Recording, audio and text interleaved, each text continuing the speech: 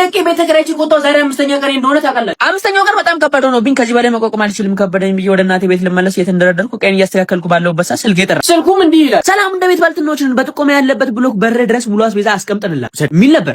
እንደ አንዳንድ ኮሜንተሮች ፍላጎትማ ተስፋ ቆርጬ ወደ እናቴ ቤት እንደመለስ ነበር። የለም ወደ ኋላ የለም ወደ ኋላ አስተፍርዱ በሶሽሮ በርበር ወደ ኋላ የለም ወደ ሶይ ዛሬ ቁርሳችን ምን ይሆናል? አጥሚት እንታው ነው።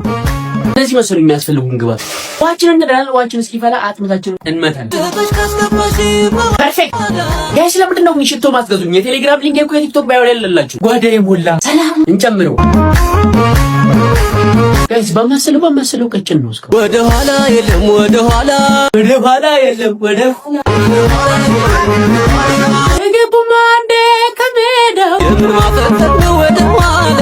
የፈለጋችሁትን ሽቶ እኔ ጋር ታገኛላችሁ። 9 PM ናው ሳቬጅ ዴል የፈለጋችሁትን የቴሌግራም ሊንክ የቲክቶክ ባዮ ላይ አለላችሁ። እየገባችሁ ማዘዝ ትችላላችሁ። ጋይስ እንዳይጓጉሉ ብዬ ይሄንን ሳማስል እኔ ጓጉሉ ያስፈልገኝን ያህል በዚህ ቀንሻለሁ። የቀረውን ለደቡ ደቤ ደባ ላይ ያስቀምጥለታል። በዴይ 6 እንገናኝ።